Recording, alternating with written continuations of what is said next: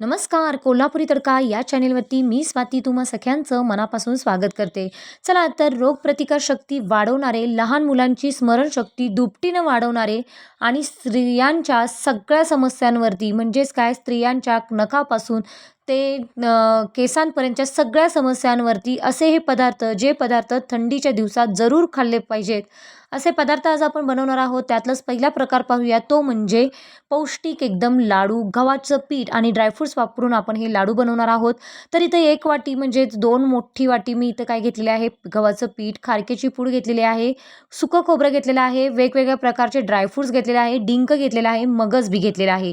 असे वेगवेगळे पदार्थ आपण इथं घेतलेले आहेत. आता काय करायचं, गॅसवरती एक कढई ठेवायची आहे. आता या कढईमध्ये मी फक्त 1 चमचा तूप टाकणार आहे आणि या तुपामध्ये आपण पहिल्यांदा काय करणार आहोत, जे काही ड्रायफ्रुट्स घेतलेले आहेत ते ड्रायफ्रुट्स आपण इथं काय करणार आहोत, भाजून घेणार आहोत. आता इथे सर्वप्रथम मी काजू टाकलेले आहेत. काजूचं प्रमाण आहे 100 ग्रॅम. आता 100 ग्रॅम काजू आणि त्यानंतर 100 ग्रॅम बदाम यामध्ये मिक्स करायचं म्हणजे टाकायचं आणि छान एकदम कुरकुरीत होईपर्यंत भाजून घ्यायचं आहे. लक्षात ठेवा, जेव्हा आपण ह्यामध्ये ड्रायफ्रुट्स वापरणार आहोत ते आपण कमी जास्त प्रमाणात ठेवू शकतो. चला तर आता काजू आणि बदाम छान कुरकुरीत होईपर्यंत भाजायचं, अजिबात करपवायचं नाही. जर करपले गेले तर आपल्याला जो पदार्थ बनणार आहे त्याला एक कडवटपणा येईल. त्यामुळं काय करायचं, जास्त प्रमाणामध्ये भाजायचं नाही म्हणजेच काय ड्रायफ्रुट्स जास्त प्रमाणात भाजायचे नाहीत. चला तर काजू बदाम काढून घेतलेले आहेत. आता त्यामध्येच आपण पिस्ते पण छान क्रिस्पी होईपर्यंत भाजून घेऊयात. आता त्यानंतर आपण पिस्ते पण काढून घेतलेले आहे. आता त्याच कढईमध्ये आपण काय करणार आहोत, जे काही आपण मगज बी घेतलेले होते ते देखील आपण भाजून घेणार आहोत. त्यानंतर भोपळ्याचे बी देखील आपण यामध्ये छान असे करपूस आणि एकदम कुरकुरीत होईपर्यंत भाजून घ्यायचे आहे. आता मगज बी आणि भोपळ्याचे बी आपण छान भाजून घेतलेले आहेत. आता त्याच कढईमध्ये अजिबात तूप न टाकता आपण हे मखाने जे आहे ते मखाने भाजून घ्यायचं आहे. मखाने पण इथं तुम्ही कमी जास्त म्हणजेच मी इथं 100 ग्रॅम प्रमाणामध्ये मखाने घेतलेले आहेत. ह्याचं कमी जास्त प्रमाण तुम्ही करू शकता. मखाने लगेचच भाजले जातात. फक्त कुरकुरीत होईपर्यंत आपल्याला ह्याला भाजायचं आहे, जास्त प्रमाणात भाजायचं नाही. चला तर आता हे मखाने पण काढून घेऊयात. आता मखाने सगळे भाजलेले आहेत, काढून घेतलेले आहेत.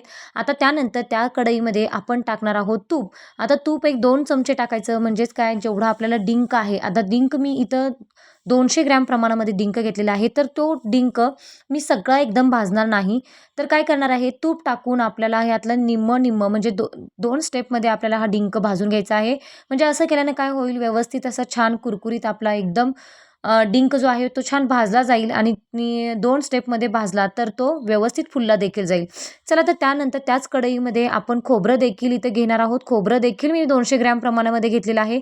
ते देखील कुरकुरीत असं भाजून घ्यायचं, अजिबात करपवायचं नाही, कारण खोबरं लगेचच करपतं. त्यामुळे गॅस अगदी मंद ठेवायचा आणि त्यानंतर आपण खोबरं भाजून घ्यायचं आहे. आता खोबरं पण भाजून घेतलेलं आहे. आता कढईमध्ये टाकणार आहोत. मी इथं छोटी वाटी असते त्या वाटीने 2 वाटी इथं पीठ घेतलेलं आहे, म्हणजे गव्हाचं पीठ, आपण चपाती ज्या पिठाची बनवतो ती. आणि त्यानंतर त्यामध्ये थोडंसं तूप टाकायचं आणि असंच एकसारखं परतवत राहायचं आणि छान खमंग पीठ भाजून घ्यायचं आहे. बघू शकता, जसं आपण बेसन लाडू बनवतो त्याच पद्धतीने आपण इथं पीठ थोडं थोडं तूप टाकत पूर्ण हे जस पीठ काय करायचं आहे, भाजून घ्यायचं आहे. गव्हाचं पिठापासून आपण हे पदार्थ बनवणार आहोत, त्यामुळं तर हा पदार्थ अगदी पौष्टिक असा बनणार आहे. लगेचच एकदम तूप टाकायचं नाही आणि त्यानंतर भाजायचं नाही, कारण जसं तूप टाकत तसं काय होईल, हे पीठ जे आहे ते छान भाजलं जाईल. आता इथं बघू शकता, आपण हे सगळे ड्रायफ्रुट्स जे काही घेतले होते, मखाने, खोबरं, ड्रायफ्रुट्स, काजू, बदाम, डिंक, हे सगळं काय केलेलं आहे, आपण छान एकदम तळून घेतलेलं आहे, काही भाजून घेतलेलं आहे. आता मी इथं 1 वाटी म्हणजेच 150 ग्रॅम प्रमाणामध्ये मी इथं खारीक घेतलेली आहे. पीठ देखील आपलं भाजून तयार झालेलं आहे. ह्या सगळ्या गोष्टी आपण काय करूया, बाजूला ठेवूयात आणि त्यानंतर सर्वप्रथम आपण मखाने काय करूया, बारीक करून घेऊया. एकदमच जास्त बारीक करायचं नाही. मी इथं बघू शकता, व्हिडिओमध्ये दाखवते अशा पद्धतीने मी काय केलेलं आहे, मखाने काय केलेलं आहे, बारीक करून घेतलेलं आहे. आता त्यानंतर आपण यामध्ये खोबरं देखील अर्ध कच्चं थोडंसं बारीक करायचं, हातानं चुरडलं तरी देखील चालू शकतं. आता त्यानंतर काजू, बदाम जे काही आहे ते देखील बारीक करून घेऊयात. ते पण त्याच मिश्रणामध्ये मिक्स करायचं आहे. आता त्यानंतर आपण पिस्ते मी बाजूला ठेवलेले आहेत. मगज बी आणि भोपळ्याचे बी होते ते देखील अर्धे कच्चे मी बारीक केलेले आहे, जास्त करायचं नाही. कारण याचा जो फ्लेवर आहे आणि जो आपल्याला खाताना लाडवामध्ये एक एक जर काही काजू, बदाम किंवा आपले जे काही ड्रायफ्रुट्स आपण टाकलेले आहेत ते थोडेसे दाताखाली लागले की खूप मस्त अशी त्याची भन्नाट टेस्ट येते. त्यानंतर आपण यामध्ये गव्हाचं पीठ भाजलेलं टाकूया. त्यानंतर खारीक पूड घेतली होती ती पण टाकून घेऊया. आता हे सगळं मिश्रण काय करायचं, एकजीव करून घ्यायचं आणि लगेचच त्यानंतर यामध्ये गूळ मिक्स करायचा आहे. आता गूळ आपण कितपत प्रमाणात घेतलेला आहे. मी मोठी एक वाटी इथं गूळ घेतलेला आहे. कारण यामध्ये आपण खारक्याची पूड देखील वापरलेली आहे. त्यामुळं आपण थोडासा गूळ हा कमी प्रमाणात घ्यायचा. कारण गूळ पण त्याच पद्धतीने त्याच प्रमाणात घेतला तर खारकेच्या पूडमध्ये पण गोडपण आहे आणि त्यामुळे जास्त गोड होतील लाडू. त्यामुळे दोन्हींचं प्रमाण बघूनच आपण इथं काय करायचं आहे, खारकेची पूड आणि गुळाचं प्रमाण योग्य घ्यायचं आहे. चला तर आता थोडं-थोडं गूळ घातल्यानंतर देखील मी थोडं-थोडं काय केलेलं आहे, मिक्सरला हे सगळं मिश्रण काय केलेलं आहे, फिरवून घेतलेलं आहे. असंच आपल्याला हे फिरवून घ्यायचं आहे. म्हणजे काय होईल, व्यवस्थित सगळ्या मिश्रणाला गूळ हा लागला जाईल आणि आपल्याला व्यवस्थित काय करता येईल, हे जे लाडू आहेत ते वळता देखील येतील. म्हणजेच काय, जेव्हा आपण हे लाडू वळणार आहोत, तेव्हा यामध्ये एखादा चमचा तूप देखील टाकू शकतो. आता इथं बघू शकता मी सगळं काय केलेलं आहे. एक-एक वरती आपण काजू, बदाम जे काही आपल्याला ड्रायफ्रुट्स वरून लावायचे असतील तर ते देखील लावू शकतो आणि मस्त असा हा लाडू वळून घेऊ शकतो. जेव्हा आपण हे सगळं साहित्य बारीक केलं तेव्हा आपण यामध्ये जे काही बाकीचे पदार्थ घेतलेले आहेत, म्हणजेच काय, आपण मगज बी आणि भोपळ्याचे बी अर्धं कच्चं केलेलं आहे आणि त्यानंतर यामध्ये टाकून दिलेलं आहे. बघू शकता गूळ घातल्यानंतर आपण हे सगळं काय करायचं आहे, पुन्हा एकदा मिक्सरला थोडं-थोडं फिरवून घ्यायचं आहे. मिक्सरला थोडं-थोडं फिरवून घेतलं की त्याचं टेक्स्चर बदलतं आणि व्यवस्थित आपल्याला हे मिश्रण मऊसर बनतं आणि लाडू वळायला देखील कठीण जात नाही. म्हणजेच काय, लाडू सहज असे एका-एका हाताने आपण हे लाडू मस्त असे वळू शकतो. तुम्ही बघू शकता अगदी मस्त असा कलर पण आलेला आहे आणि असे लाडू थंडीच्या दिवसात तर जरूर खावेत. कारण ड्रायफ्रुट्स, डिंक असे वापरून आपण हे लाडू बनवलेले आहेत. आता तुम्ही बघू शकता शेवटचा लाडू वळूपर्यंत आपलं हे मिश्रण अजिबात कोरडं दिसत नाही. छान असं मिश्रण हे तयार झालेलं आहे आणि अतिशय पौष्टिक असे हे लाडू बनून तयार झालेले आहेत. चला आता ड्रायफ्रुट्स आणि गव्हाचे पीठ वापरून आपण हे लाडू बनवलेले आहेत. थंडीच्या दिवसात तर असा एक जरी लाडू तुम्ही नाश्त्यासाठी सर्व्ह केला तर तुम्हाला अजिबात जेवणाची गरज भासणार नाही. म्हणजेच काय, असा हा लाडू जर तुम्ही खाल्ला तर नाश्ताच तुमचा हा समजा. कारण या लाडवामध्ये अगदी भरपूर प्रमाणात पोषक घटक आहेत. पौष्टिक असा लाडू आहे. लहान मुलांना देखील तुम्ही हा लाडू डब्यामध्ये देऊ शकता आणि काय होईल, स्मरणशक्ती वाढेल. वेगवेगळे आपण यामध्ये ड्रायफ्रुट्स वापरून वगैरे हे लाडू बनवलेले आहेत. त्यामुळं स्त्रियांच्या केसांपासून ते नखांपर्यंत सगळ्यांवरती हा लाडू रामबाण उपाय आहे. चला तर हा लाडू तुम्हाला कसा वाटला कमेंट करून नक्की सांगा. आणि आता त्यानंतर आपण हेल्दी लाडू बघितला. आता त्यानंतर त्यातलाच दुसरा प्रकार आपण पाहणार आहोत.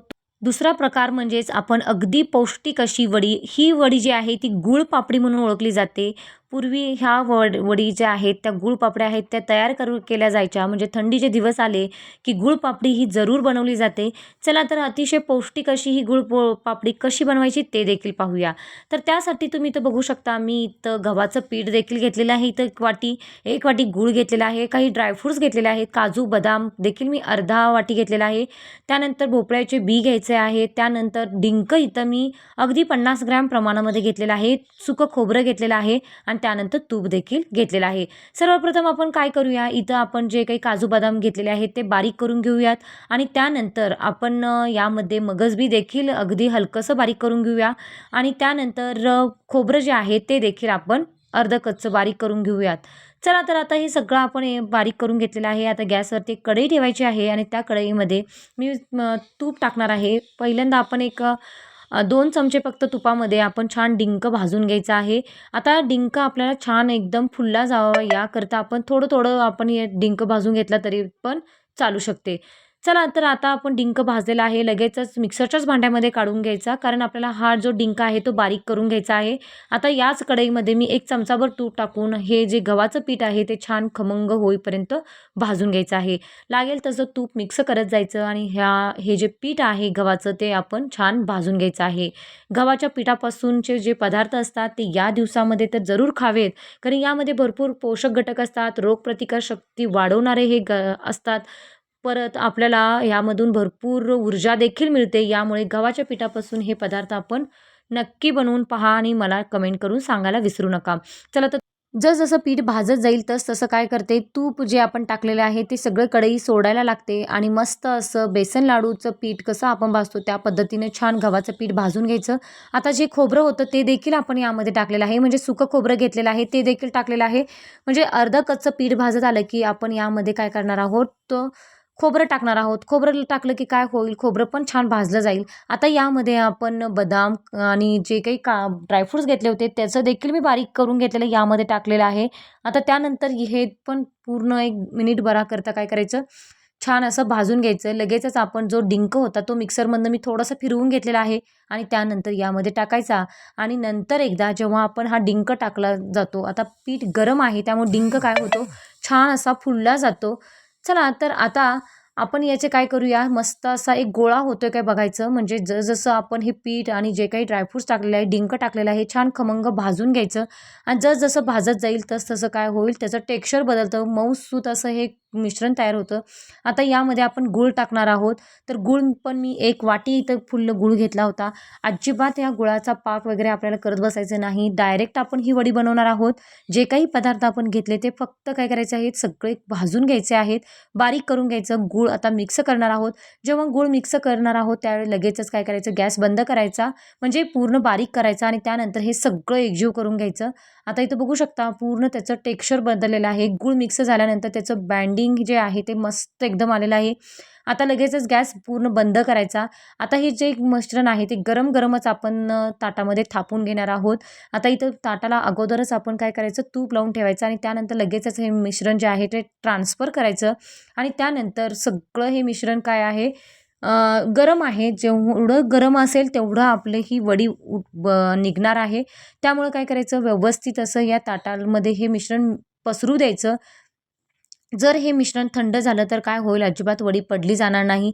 म्हणूनच काय करायचं, लगेच गॅसवरनं उतरल्या लगेचच ह्याला ताटामध्ये ट्रान्सफर करून लगेचच थापून घ्यायचं. तुम्ही इथं थापण्यासाठी कुठल्याही कटरचा वापर करू शकता किंवा ग्लासचा वापर केला तरी देखील चालू शकतं. चला तर त्यानंतर मी थोडेसे काय केलेले आहेत, तीळ भुरभुरले आहेत. कारण थंडीचे दिवस आहेत, तिळाचे पदार्थ तर नक्की खाल्ले पाहिजेत. त्याकरता मी तीळ टाकलेलं आहे थोडंसं वरून. म्हणजे दिसायलाही वडी आपली सुंदर दिसेल आणि खायला देखील अगदी पौष्टिक असा पदार्थ बनून तयार होईल.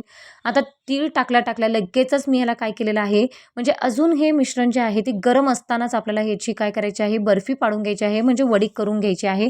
म्हणजे फक्त आपल्याला असा सेप देऊन ठेवायचा आहे. लगेचच घाई गडबड करायची नाही वडी काढण्याची.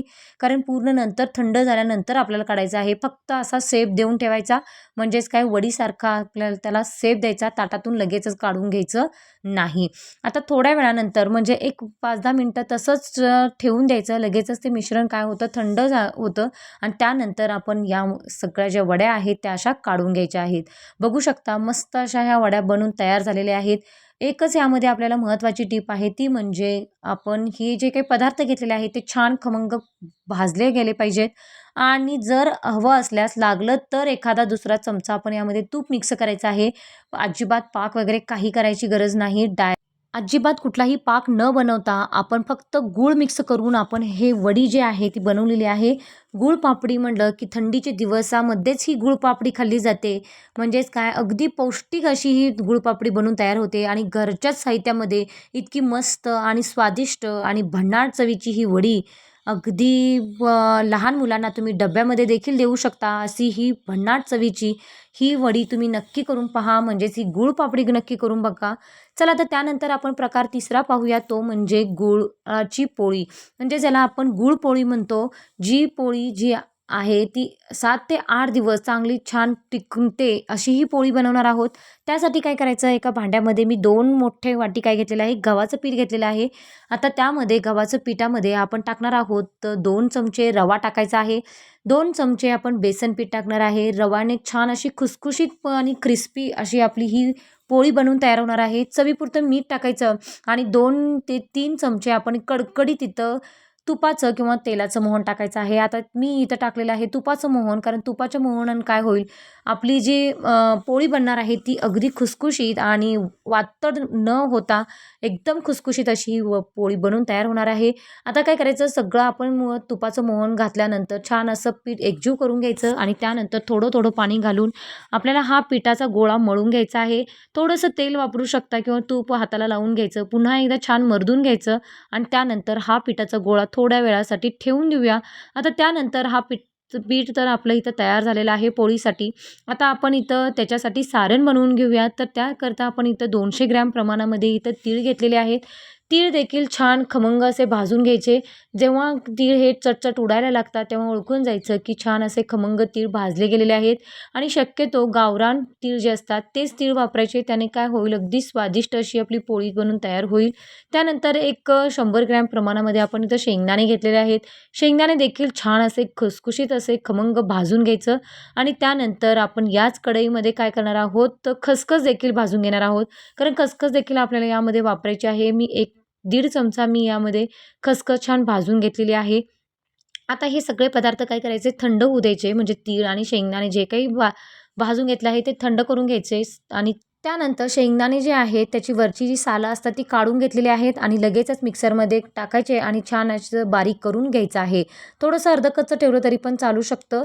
चला, तर आता आपण यामध्ये तीळ देखील टाकणार आहोत. तीळ पण छान बारीक करून घ्यायचं. सगळं आपण तीळ आणि शेंगदाणे बारीक करून घ्यायचं आहे आणि त्यानंतर गूळ मिक्स करायचा आहे.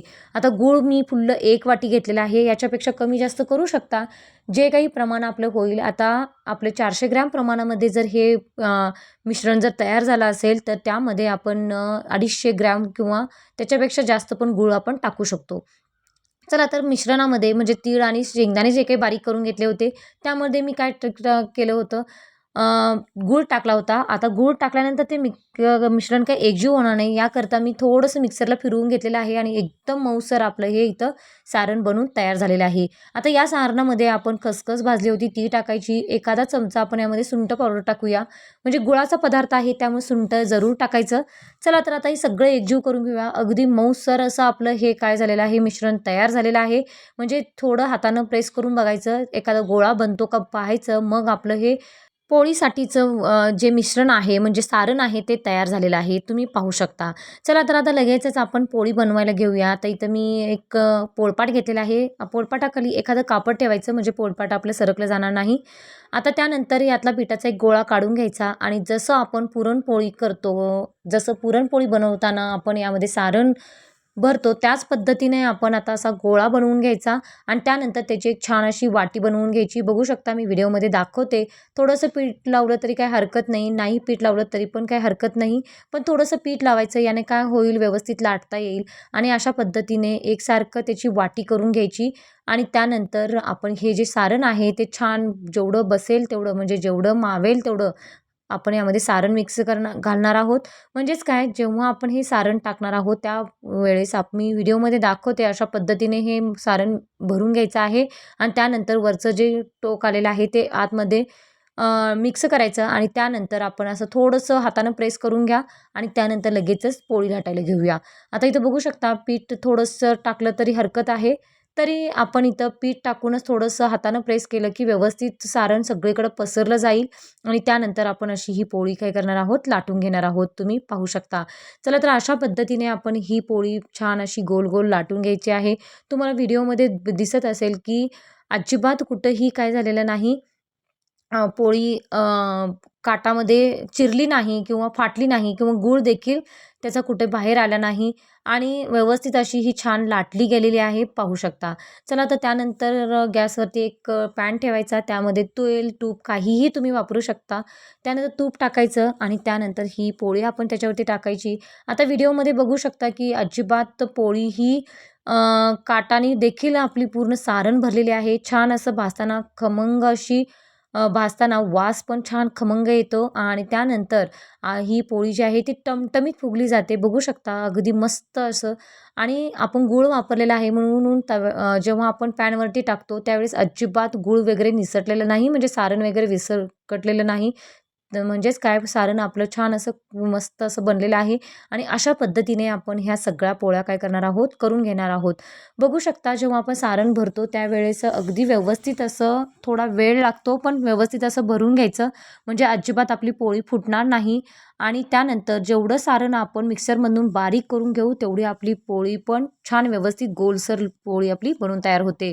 बघा कुठलंही आपण यामध्ये शेप दिलेला नाही, तसंच आपण ही पोळी लाटली आहे तरी देखील अगदी सुंदर आणि गोल गोल अशी भरपूर काठापर्यंत सारण असलेली ही पोळी बनून तयार झालेली आहे. तुम्ही पाहू शकता अशा पद्धतीने आपण इथे सगळ्या गुळपोळ्या करून घेणार आहोत. लक्षात ठेवा ह्या ज्या गुळपोळ्या आहेत ते चांगले 8 ते 10 दिवस टिकतात. 7-8 दिवस तर सहजच टिकतात.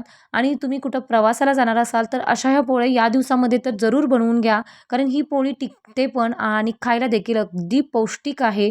त्यामुळं असे हे पदार्थ तुम्ही नक्की बनवून पहा. चला तर इथं आपण सगळ्या ह्या जे काही पदार्थ आहेत ते गव्हाच्या पिठापासून आणि ड्रायफ्रूट्स वापरून वेगवेगळे पदार्थ बनवलेले आहेत. हे सगळे पदार्थ तुम्हाला कसे वाटले ते कमेंट करून नक्की सांगा. आणि अशी ही गुळपोळी परत गव्हाच्या पिठापासून पौष्टिक लाडू, त्यानंतर गूळ पापडी असे वेगवेगळे गूळ आणि गव्हाचं पीठ, ड्रायफ्रुट्स वापरून असे वेगवेगळे पदार्थ बनवलेले आहोत. चला तर हे सगळे पदार्थ भरपूर दिवस टिकणारे पदार्थ आहेत आणि लहान मुलांसाठी तर अगदी पौष्टिक असे आहेत. लहान मुलंच काय घरातील सगळेच जे आहेत ते सगळेच काय करतील आवडीनं खाणारी हे गुळपोळी आहे. चला तर अशा पद्धतीने वेगवेगळे पदार्थ तुम्ही नक्की बनवून पहा आणि कमेंट करून सांगायला मात्र विसरू नका. चला तर अजूनही कोल्हापुरी तडका या चॅनेलला सबस्क्राईब केलं नसेल तर लवकरात लवकर सबस्क्राईब करून घ्या.